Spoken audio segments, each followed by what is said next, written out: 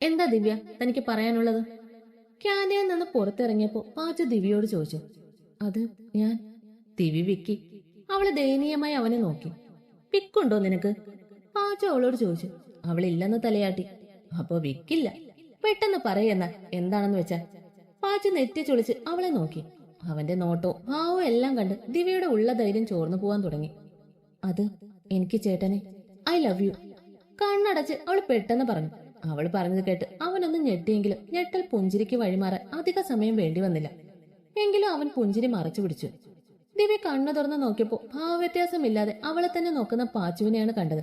അവൾക്ക് ചെറിയ പേടി തോന്നി. മോളിപ്പോ പോ, ചേട്ടൊന്ന് ആലോചിക്കട്ടെ, പാച്ചു അവളോട് പറഞ്ഞു. ശരിക്കും എനിക്ക് ഇഷ്ടമായിട്ടാണ് ഒത്തിരി.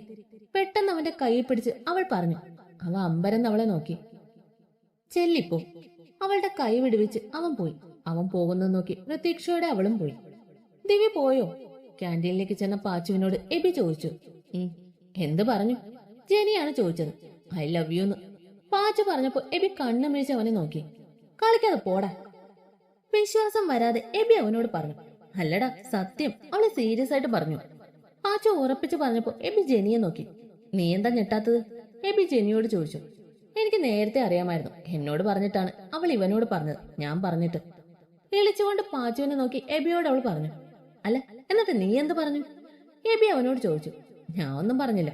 പാച്ചു മറുപടി കൊടുത്തു. അല്ലാതെ അവളായിട്ട് വട്ട് കളിപ്പിക്കണ്ട, മനസ്സിലുള്ളത് പെട്ടെന്ന് പറഞ്ഞേക്ക്, ജെനി അവനോട് പറഞ്ഞു. ആ പാച്ചു അവളെ അന്തം വിട്ട് നോക്കി. നിന്നെ ഞാൻ കുറെ ആയില്ലേ പാച്ചു കാണുന്നു. അവളെ കളിപ്പിക്കാൻ നിൽക്കണ്ട, പാവാണ്, നിന്നെ ഒത്തിരി ഇഷ്ടവും. നിനക്ക് അവളെ ഇഷ്ടമാണെന്ന് എനിക്ക് മനസ്സിലായിട്ടുണ്ട്. അതുകൊണ്ട് കൂടുതൽ വെയിറ്റ് ഇടണ്ട, ജെനി പാച്ചുവിനോട് പറഞ്ഞു. പാച്ചു ശരിയെന്ന് തലയാട്ടി. അപ്പോഴേക്കും അഞ്ജുവും വന്നു. പിന്നെ അഞ്ജുവിനോടും കാര്യം പറഞ്ഞു. അഞ്ജു അവനെ കുറെ കളിയാക്കി.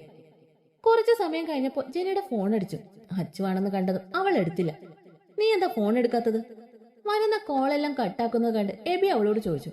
ഒന്നുമില്ല, ജെനി പറഞ്ഞത് പാച്ചുവിന്റെ ഫോൺ അടിച്ചു. സ്ക്രീനിൽ അച്ചുവിന്റെ പേര് കണ്ടതും ജെനിയെ രൂക്ഷമായി നോക്കിക്കൊണ്ട് അവൻ കോൾ എടുത്തു. ആ അച്ചു ഏട്ടാ. ആണോ? ആ ഇപ്പൊ വരാം. ഇല്ല, സാറോട് ഞങ്ങൾ പറഞ്ഞോളാം. ആ ശരി. പാച്ചു ഫോൺ വെച്ച് ജെനിയെ നോക്കി. അച്ചേട്ടൻ വന്നിട്ടുണ്ട്, എന്നോട് ചെല്ല, പോയി പിണക്കം തീർക്ക്. പാച്ചു അവളെ ഇരുന്നിടത്തുനിന്ന് എണീപ്പിച്ചു. എനിക്കോയെ, ഞാൻ പോകുന്നില്ല. ദേ ജെനി, കളിക്കരുത്. ആ മനുഷ്യ അറിയാതെ ചെയ്തു പോയി, പറ്റിപ്പോയി. അതിനൊരുപാട് സോറിയും പറഞ്ഞു. താഴ്ന്നു തരുമ്പോ നീ തലയെ കയറുവാണ്. നിനക്ക് വേണ്ടിയാണ് അങ്ങേരി വെയിലും കൊണ്ട് അവിടെ നിൽക്കുന്നത്. നടക്ക്, വാ, ഇന്നത്തോടെ തീർത്തേക്കണോ എല്ലാം. ദേഷ്യത്തോടെ ജെനിയോട് പറഞ്ഞ് അവൻ അവളെയും വലിച്ച് പുറത്തേക്ക് നടന്നു. അവരുടെ കൂടെ എബിയും അഞ്ചുവും. അവര് ചെല്ലുമ്പോ കാറിന്റെ ബോണറ്റ് ചാരി അച്ചു നിൽക്കുന്നുണ്ട്. അവരെ കണ്ടതും അവന്റെ മുഖത്ത് പുഞ്ചിരി വിരിഞ്ഞു. ഡ്യൂട്ടി കഴിഞ്ഞു അളിയാ? അവന് കൈ കൊടുത്ത് പാച്ചു ചോദിച്ചു. ഇന്നൊരു ഓപ്പറേഷൻ ഉണ്ടായിട്ടുള്ളൂ, പിന്നെ പേഷ്യൻസ് കുറവായതുകൊണ്ട് ഇവളെ കൂട്ടാനിങ്ങ് പോന്നു. ചിരിയോടെ അച്ചു പറഞ്ഞു. ആഹാ, എന്നാ നിങ്ങൾ പൊയ്ക്കോ, ഞങ്ങള് ക്ലാസ്സിൽ കയറട്ടെ. അഞ്ചു അവനോട് പറഞ്ഞു. പോൻ ജെനി. അച്ചു ജെനിയെ നോക്കി. ജെനി ഒന്ന് മൂളിക്കൊണ്ട് കാറിലേക്ക് കയറി. ആളി എന്നാ അവളെ മെരുക്കിയെടുക്കും. All the best. ചിരിച്ചുകൊണ്ട് എബി അവനോട് പറഞ്ഞു. പ്രാർത്ഥിക്കണേ മക്കളെ.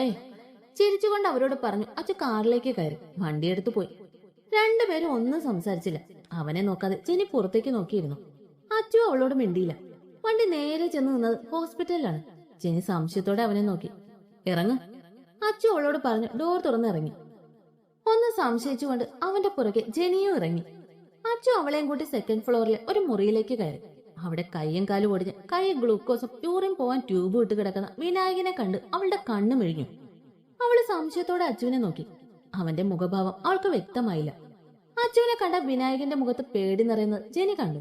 അവളുടെ ഉള്ളിൽ 1000 സംശയം ഉയർന്നു വന്നു. നിനക്ക് എന്തെങ്കിലും പറയാനുണ്ടോ ഇവനോട്? അച്ചു അവളോട് ചോദിച്ചു. ഇല്ല. വിനായകനെ നോക്കിക്കൊണ്ട് തന്നെ അവള് പറഞ്ഞു. എന്നാ വാ പോവാം. പഞ്ചറായി കിടക്കുന്ന വിനായകനെ ഒന്ന് നോക്കിക്കൊണ്ട് ജെനിയും കൂട്ടി അവൻ പുറത്തിറങ്ങി. കാറിലും ജെനി മൗനത്തെ തന്നെ കൂട്ടുപിടിച്ചു. അച്ചു വണ്ടി ഒഴിഞ്ഞ ഒരു ഭാഗത്ത് നിർത്തി. തീർന്നില്ലേ ജെനി നിന്റെ പിണക്കം? അവളുടെ മുഖം അവന് നേരെ തിരിച്ചുകൊണ്ട് അവൻ ചോദിച്ചു. വിനായകനെ തല്ലിയത് നിങ്ങളാണോ? അവന്റെ കണ്ണിലേക്ക് നോക്കിക്കൊണ്ട് അവള് ചോദിച്ചു. ആ, ഞാൻ തന്നെയാണ്.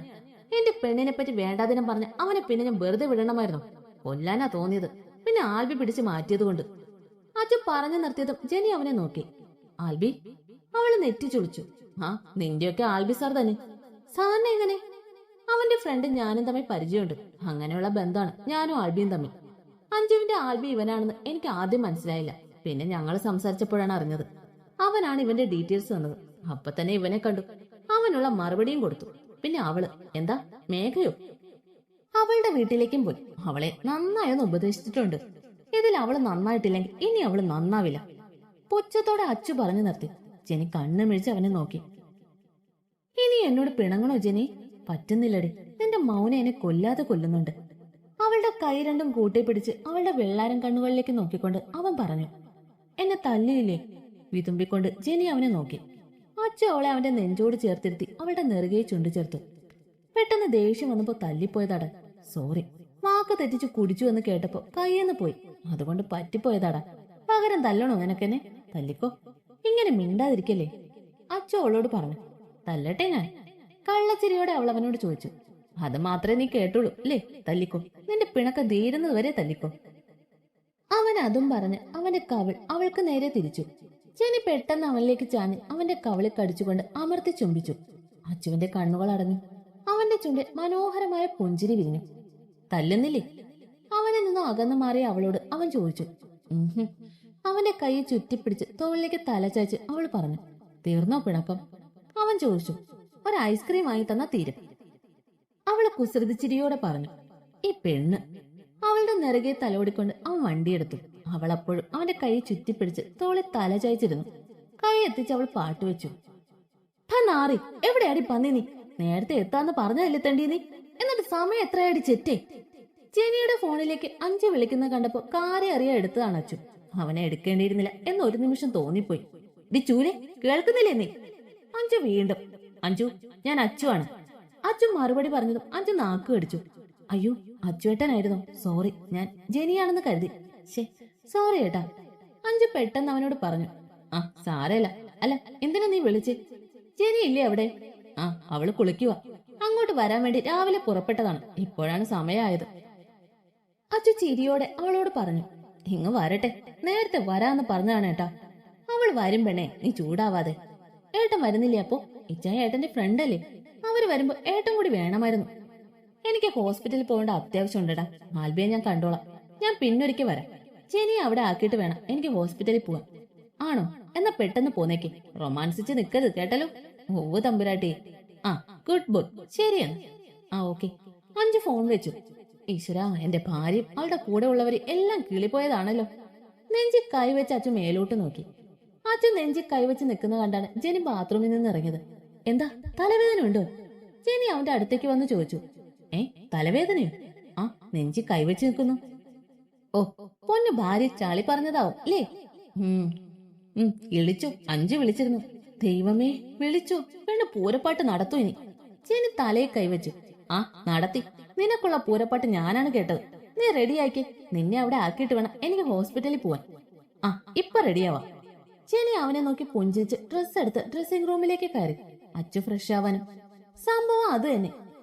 ഇനിയും പെണ്ണ് കാണാൻ വന്നില്ലെങ്കിൽ പെട്ടിയും കിടക്കയും എടുത്ത് വീട്ടിലേക്ക് വരുമെന്ന അഞ്ജുവിന്റെ ഭീഷണി ആൽബി വീണു. ബുദ്ധിയില്ലാത്ത കുട്ടിയാണ്, ചിലപ്പോ അതും ചെയ്യും. അവളെ കൊണ്ട് അങ്ങനെ ഒരു കടുങ്കൈ ചെയ്യിപ്പിക്കുന്നതിന് മുന്നേ തന്നെ ആൽബി പെണ്ണ് കാണാൻ പോകാൻ തീരുമാനിച്ചു. എന്നാണ് അഞ്ജുവിനെ കാണാൻ വരുന്നത്. രാവിലെ നേരത്തെ ചെല്ലാമെന്ന് ജെനി അഞ്ജുവിനോട് പറഞ്ഞിരുന്നെങ്കിലും കുറെ നേരം വെറുതെ ഇരുന്നത് കൊണ്ട് കുറച്ച് റെസ്റ്റ് എടുത്ത് ജെനി ഉറങ്ങിപ്പോയി.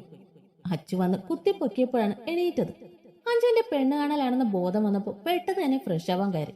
ആ സമയത്താണ് അഞ്ചു വിളിച്ചത്. ജെനിയെ വിളിച്ച തെറിയൽ അച്ചുവിനെ കേൾക്കാനാണ് യോഗം. റെഡിയായി ഇറങ്ങിയ അച്ചുവും ജെനി വീട്ടുകാരോട് പറഞ്ഞ് അഞ്ജുവിന്റെ വീട്ടിലേക്ക് പോയി. പിക്ക് ചെയ്യാൻ ഞാൻ വരാട്ടോ. അഞ്ജുവിന്റെ വീടിന് മുന്നിൽ വണ്ടി നിർത്തിയപ്പോ അച്ചു അവളോട് പറഞ്ഞു. ആ. അച്ചുവിന്റെ കവളിൽ ഒരു ഉമ്മയും കൊടുത്ത് അവൾ അവിടെ ഇറങ്ങി. അച്ചു ചിരിയോടെ ഹോസ്പിറ്റലിലേക്ക് പോയി. അഞ്ജുമോളെ. അകത്തേക്ക് ചെന്ന ജെനി അഞ്ജുവിനെ വിളിച്ചു. ഓ, വന്നോ? അഞ്ജു അവളെ നോക്കി ചിറി കൊട്ടി. ചോറി അഞ്ജുവെ, ഉറങ്ങിപ്പോയതല്ലേ ഞാൻ. ജെനി ഇളിച്ചുകൊണ്ട് പറഞ്ഞു. പറയിപ്പിക്കരുത് എന്നെ കൊണ്ട്. അഞ്ജു പല്ല് കടിച്ചു. അല്ല, എവിടെ എബി? പാച്ചു വന്നില്ലേ? അവളുടെ വായിൽ നിന്നും കേൾക്കാൻ വയ്യാത്തത് കൊണ്ട് ജെനി പെട്ടെന്ന് വിഷയം മാറ്റി. ഞങ്ങൾ ഇവിടെ ഉണ്ടടി, അളയം വന്നില്ലേ? അങ്ങോട്ട് വന്ന പാച്ചു ചോദിച്ചു. ഇല്ലടാ, അച്ചേട്ടന് ഹോസ്പിറ്റലിൽ എന്തോ അത്യാവശ്യമുണ്ട്. എന്നെ ഇവിടെ വിട്ടിട്ട് പോയി. ആ, അല്ല, അവരെപ്പോഴാ വരുന്നേ? പിച്ചായം വിളിച്ചിരുന്നു, അവരിറങ്ങിയെന്ന് പറഞ്ഞു. ഇവളെ റെഡിയാക്കിക്കോ, ഞങ്ങള് താഴെ കാണും. വാ പാച്ചു. എബി പാച്ചുവിനെ വിളിച്ചുകൊണ്ട് താഴേക്ക് പോയി. അഞ്ചു ഇട്ടിരുന്ന ഡ്രസ്സ് മാറ്റി ഫുൾ സ്ലീവ് മെറൂൺ സൽവാർ എടുത്തിട്ടു മിതമായി ഒരുങ്ങിക്കഴിഞ്ഞ അവളെ കാണാൻ നല്ല ഭംഗിയുണ്ടായിരുന്നു. കാത്തിരിപ്പിനൊടുവിൽ ആൽബിയും വീട്ടുകാരും വന്നപ്പോൾ അവളുടെ ഹൃദയം എന്തെന്നില്ലാതെ തുടിച്ചു. ജെനിയുടെയും മമ്മിയുടെയും കൂടെ അവളുടെ മുന്നിൽ നിൽക്കുമ്പോൾ അവളുടെ കൈകാലുകൾ വിറച്ചിരുന്നു. പൂച്ചക്കുട്ടിയെ പോലെ ഒതുങ്ങി നിൽക്കുന്ന അവളെ കണ്ടപ്പോൾ ആൽബിക്ക് ചിരിയാണ് വന്നത്. ചിരിച്ച പെണ്ണ് കണ്ണൂരിട്ട് പേടിപ്പിക്കും. എന്തിനാ വെറുതെ? അവൻ പൊട്ടി വന്ന ചിരി കടിച്ചു പിടിച്ചു. അഞ്ചുമോളെ, ആൽബിക്ക് നിന്നോട് എന്തോ പറയാനുണ്ടെന്ന്. അവനെ കൂട്ടിക്കൊണ്ടു പോ. വായും പൊളിച്ചു നിൽക്കുന്ന അഞ്ജുവിനോട് അവളുടെ പപ്പ പറഞ്ഞു. അഞ്ചു സംശയത്തോടെ ആൽബിയെ നോക്കിയപ്പോൾ അവൻ നന്നായെന്ന് വിളിച്ചു കാണിച്ചു. അഞ്ചു അവനെയും കൂട്ടി പുറത്തേക്ക് ഇറങ്ങി. നീ എന്തിനാ അഞ്ചു വിറച്ചിരിക്കുന്നത്? മേഘയെ തല്ലിയപ്പോ ഈ വിറയലൊന്നും കണ്ടില്ലല്ലോ. ആൽബി അഞ്ജുവിനെ കളിയാക്കി. പൊക്കണം മനുഷ്യ, എനിക്കറിയാൻ പാടില്ല എന്തിനാ വിറച്ചതെന്ന്. നല്ല കഥ. എന്നിട്ട് എന്നോട് പറ, എന്നെ ഇഷ്ടായോ? ചേട്ടായിക്ക് എന്നെയോ? നഖം കടിച്ച് ഇല്ലാത്ത നാണം വാരി വിതറി അഞ്ചു ചോദിക്കുന്ന കേട്ടപ്പോ ആൽബി ചിരിച്ചുപോയി. ഇങ്ങ് വാ പെണ്ണെ. അവളുടെ കൈ പിടിച്ച് വലിച്ച് അവൻ അവളെ അവനോട് ചേർത്ത് നിർത്തി. ഇച്ചയെ വേണ്ട, ആരെങ്കിലും കാണും. അഞ്ചു അവന്റെ കൈ കിടന്ന് കുതറി. ഒന്നും ചെയ്യില്ല പെണ്ണെ. അപ്പൊ പറ, കേട്ട് പെട്ടെന്നാക്കട്ടെ. ആക്കിക്കോ. അവന്റെ ഷർട്ടിന്റെ ബട്ടൺ പിടിച്ച് തിരിച്ച് അവള് പറഞ്ഞു. തിരിച്ച് ബട്ടൺ പൊട്ടിച്ചു. പൊട്ടി. ഇളിച്ചുകൊണ്ട് അഞ്ചു അവന് നേരെ ബട്ടൺ കാണിച്ചു. എന്റെ ഈശോയെ! ആൽബി തലയ്ക്ക് കൈ കൊടുത്തു. സോറി. ഇളിച്ചുകൊണ്ട് അവൾ പറഞ്ഞപ്പോ അവൻ ചിരിയോടെ അവളുടെ തലയിൽ കൊട്ടി. രണ്ടു കൂട്ടർക്കും ഇഷ്ടപ്പെട്ടെന്ന് പറഞ്ഞപ്പോ എല്ലാവരും കൂടി എല്ലാം തീരുമാനിച്ചു. മനസ്സമ്മതം കഴിഞ്ഞ് 2 ആഴ്ച കഴിഞ്ഞ് കെട്ട് നടത്താമെന്ന ധാരണയിൽ അവർ പിരിഞ്ഞു. അഞ്ചു അവളുടെ മനസ്സമ്മതത്തിന് കെട്ടിനുമായുള്ള കാത്തിരിപ്പിലാണ്. ആൽബിക്ക് ഇതിലും വലുതെന്തോ വരാനിരുന്നതാണ്. ഹോസ്പിറ്റലിൽ നിന്ന് അച്ഛൻ നേരെ അഞ്ജുവിന്റെ വീട്ടിലേക്ക് വന്ന് ജെനിയെ കൂട്ടിക്കൊണ്ടു പോയി. അപ്പൊ അഞ്ജുവിന്റെ കാര്യം തീരുമാനമായല്ലേ? വീട്ടിലേക്ക് പോകുന്ന വഴി അച്ഛൻ ജെനിയോട് ചോദിച്ചു. എനിക്ക് ഇച്ചായന്റെ കാര്യം ആലോചിച്ചാണ് പേടി. അവൾക്ക് ഇത്തിരി പൊട്ടത്തരം കൂടുതലുണ്ടെന്നേ ഉള്ളൂ. അവളൊരു പാവല്ലേ ജെനി? അതുകൊണ്ട് കുഴപ്പമില്ല. അവളുടെ മണ്ടത്തരം കണ്ട് ഇച്ചായ അവളെ കൊല്ലാണ്ടിരുന്നാ മതിയായിരുന്നു. ചിരിച്ചുകൊണ്ട് ജെനി പറഞ്ഞപ്പോ അച്ഛൻ ചിരിച്ചുപോയി. എനിക്കൊരു ഐസ്ക്രീം വാങ്ങിത്തരാവോ? ജെനി അച്ഛനോട് ചോദിച്ചു. ഐസ്ക്രീം കഴിക്കാൻ കൂടുന്നുണ്ട് നിനക്ക്. വല്ല അസുഖം വരുത്തി വെക്കാനാണോ പ്ലാൻ? അസുഖം വന്നാലും എന്നെ നോക്കാൻ വീട് നിറയെ ഡോക്ടർമാരുണ്ടല്ലോ. വാങ്ങി താ അച്ചുവേട്ടാ പ്ലീസ്. ജെനി അവനോട് കെഞ്ചി. അടങ്ങിയിരിക്കും, വാങ്ങിത്തരാം. അച്ഛൻ അവളെ അടക്കിയിരുത്തി ഒരു ബേക്കറിയുടെ മുന്നിൽ വണ്ടി നിർത്തി അവൻ ഇറങ്ങി. അവൾക്ക് ഏറ്റവും ഇഷ്ടപ്പെട്ട ബട്ടർ സ്കോച്ചിന്റെ കോൺ വാങ്ങി. കൂട്ടത്തിൽ 2-3 സ്നിക്കേഴ്സും. ഇന്നാടി. കാറിൽ കയറിയ അവൻ അവളുടെ കയ്യിലേക്ക് എല്ലാം കൊടുത്തു. നിങ്ങൾ മുത്താണ് എന്റെ ഭർത്തു. അവനെ നോക്കി കണ്ണു ചിമ്മി അവൾ പറഞ്ഞു. ഉവേ. അവൻ ചിരിച്ചുകൊണ്ട് തലയാട്ടി. ഐസ്ക്രീം പൊട്ടിച്ച് അവൾ കഴിച്ചു തുടങ്ങി. ദേഹത്താക്കല്ലേ, കൊച്ചു കുട്ടികളെയൊക്കെ കഷ്ടാണല്ലോ ജെനി. അവളുടെ ചുണ്ടിലൂടെയും താടിയിലൂടെയും ഒലിച്ചിറങ്ങുന്ന ഐസ്ക്രീം നോക്കി അവൻ പറഞ്ഞു. ഏട്ടന് വേണോ? അവൾ അവന്റെ നേർക്ക് നീട്ടി. വേണം. ഇത് വേണ്ട, ഞാൻ എടുത്തോളാം. അവന് നേരെ നീട്ടിയ ഐസ്ക്രീം മാറ്റി അവൻ അവളോട് പറഞ്ഞു. ജെനി സംശയത്തോടെ അവനെ നോക്കി. അപ്പോഴേക്കും അവരുടെ വണ്ടി വീടെത്തിയിരുന്നു. വണ്ടി നിർത്തിയപ്പോൾ ഡോർ തുറന്നിറങ്ങാൻ നിന്ന ജെനി അച്ചു കൈ പിടിച്ച് അവിടെ തന്നെ ഇരുത്തി. അവനെ തന്നെ നോക്കിയിരുന്ന അവളുടെ അടുത്തേക്ക് അവൻ ചാഞ്ഞുകൊണ്ട് അവളുടെ പിൻകഴുത്തിലൂടെ കൈവച്ച് അവളുടെ മുഖം അവന്റെ മുഖത്തോട് അടുപ്പിച്ചു.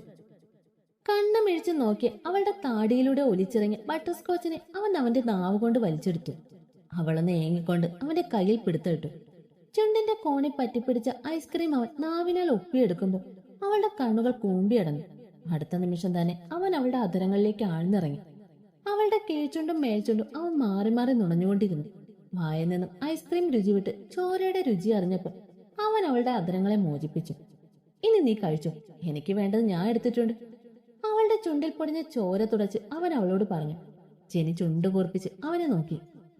അലിഞ്ഞില്ലേ? അവളുടെ കയ്യിലെ കോൺ കാണിച്ച് അവള് പറഞ്ഞപ്പോ അവൻ നന്നായൊന്ന് വിളിച്ചു. തൽക്കാലം ചോക്ലേറ്റ് വെച്ച് അഡ്ജസ്റ്റ് ചെയ്യും, ഐസ്ക്രീം പിന്നെ വാങ്ങിത്തരാം. അവളോട് പറഞ്ഞ് അവൻ കാറിൽ നിന്നും ഇറങ്ങി. അവനെ നോക്കി ചുണ്ട് പിളർത്തിക്കൊണ്ട് അവളും അവന്റെ പുറകെ ഇറങ്ങി. ഫ്രഷായി സീതയും ചന്ദ്രനും മനുവും അച്ചും ജെനിയും സംസാരിച്ചിരിക്കുമ്പോഴാണ് മനുവിന്റെ ഫോണിലേക്ക് മഹി വിളിച്ചത്. ഹലോ അച്ഛാ.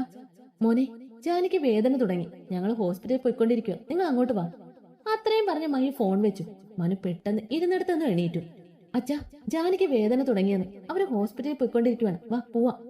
ഇട്ട ഡ്രസ്സ് പോലും മാറ്റാതെ മനു വണ്ടിയുടെ കീ എടുത്തിറങ്ങി. മുറിയിൽ പോയി വാലറ്റ് എടുത്ത് അച്ഛൻ പെട്ടെന്ന് വന്നു. പെട്ടെന്ന് തന്നെ അവരുടെ വണ്ടി ഹോസ്പിറ്റലിലേക്ക് പാഞ്ഞു. ജാനിയെ കൊണ്ട് മഹിയും വസു എത്തിയപ്പോഴേക്കും മനുവും മറ്റുള്ളവരും അവിടെ എത്തിയിരുന്നു. മറ്റാരെയും കാത്തു നിൽക്കാതെ മനു അവന്റെ പെണ്ണിനെയും കോരിയെടുത്ത് അകത്തേക്ക് കയറി. ഒന്നും ഉണ്ടാവില്ല, നമ്മുടെ കുഞ്ഞിനെ കൊണ്ട് പെട്ടെന്ന് വാ, ഞാൻ പുറത്തുണ്ടാവും. ലേബർ റൂമിലേക്ക് അവളെ കയറ്റുന്നതിന് മുമ്പ് അവളുടെ നെറുകയെ ചുംബിച്ച് അവൻ പറഞ്ഞു. വേദനയ്ക്കിടയിലും അവളുടെ ചുണ്ടിൽ ഒരു പുഞ്ചിരി വിരിഞ്ഞു. അവൻ പറഞ്ഞതിന് മറുപടി എന്നോണം അവളുടെ കൈകൾ അവന്റെ കയ്യിൽ അമർന്നു. ജാനിയെ ലേബർ റൂമിലേക്ക് മാറ്റി. മനു പുറത്ത് അങ്ങോട്ടും ഇങ്ങോട്ടും നടക്കാൻ തുടങ്ങി. അച്ഛൻ മാറി നിന്ന് അവന്റെ ഏട്ടനെ നോക്കുകയായിരുന്നു. ഏട്ടനെ നോക്കി നിന്ന അവന്റെ കണ്ണുകൾ പ്രതീക്ഷയുടെ ലേബർ റൂമിന്റെ ഡോറിലേക്ക് നോക്കുന്ന ജെനിയിൽ എത്തി നിന്നു. ഒരു ദിവസം താനും ഇങ്ങനെ നിൽക്കേണ്ടി വരുമല്ലോ എന്നവൻ ഓർത്തു. ജാൻവിയുടെ കൂടെ ജെനിയെ തന്നെ നോക്കി നിന്ന അച്ചു നഴ്സിന്റെ ശബ്ദം കേട്ടപ്പോ നോട്ടം മാറ്റി. ഞാൻ ഹസ്ബൻഡാണ്. മനു പെട്ടെന്ന് തന്നെ അങ്ങോട്ട് ചെന്നു. ജാൻവി പ്രസവിച്ചു, ആൺകുഞ്ഞാണ്. പുഞ്ചിരിയോടെ ആ നഴ്സ് പറഞ്ഞു. മനുവിന് ഒരുപാട് സന്തോഷം തോന്നി. ജാനി, അവൾക്ക്? ആവലാതിയോടെ അവൻ ചോദിച്ചു. കുഴപ്പമില്ല, അമ്മയും കുഞ്ഞും സുഖമായിട്ടിരിക്കുന്നു. ജാൻവി മയക്കത്തിലാണ്, കുഞ്ഞിനെ ഇപ്പൊ തരാം. സിസ്റ്റർ അകത്തേക്ക് തന്നെ കയറി. ഏട്ടാ. അച്ചു സന്തോഷത്തോടെ അവനെ കെട്ടിപ്പിടിച്ചു. ജെനി ഒരുപാട് സന്തോഷത്തിലായിരുന്നു. കുറച്ചു സമയം കഴിഞ്ഞപ്പോ വെള്ള ടർക്കിയിൽ പൊതിഞ്ഞ ഇളം റോസ് കളറുള്ള കുഞ്ഞിനെ സിസ്റ്റർ കൊണ്ടുവന്നു. കുഞ്ഞിനെ വാങ്ങിയത് സീതയാണ്. എടുക്കുന്നില്ലേ മനു? കുഞ്ഞിനെ തന്നെ നോക്കി നിൽക്കുന്ന മനുവിനോട് വസു ചോദിച്ചു. ആമേ. മനു പറഞ്ഞപ്പോ വസുവും സീതയെ മുഖത്തോട് മുഖം നോക്കി. സീത പുഞ്ചിരിയോടെ ആ അച്ഛന്റെ കയ്യിലേക്ക് കുഞ്ഞിനെ കൊടുത്തു. നിറഞ്ഞ കണ്ണുകളോടെ, അതിലുപരി സന്തോഷത്തോടെ അവൻ അവന്റെ കുഞ്ഞിന്റെ നെറ്റി നനുത്ത ചുംബനം നൽകി. അച്ഛന്റെ ആദ്യ ചുംബനം അറിഞ്ഞ് അവനൊന്ന് ചിണുങ്ങി. പിന്നീട് കരഞ്ഞു തുടങ്ങി. കുഞ്ഞ് കരഞ്ഞപ്പോ വസു കുഞ്ഞിനെ വാങ്ങി. ഈ സമയമെല്ലാം അച്ചുവിനോട് ചാരി നിന്ന് അവളുടെ വാവയെ നോക്കുകയായിരുന്നു ജെനി.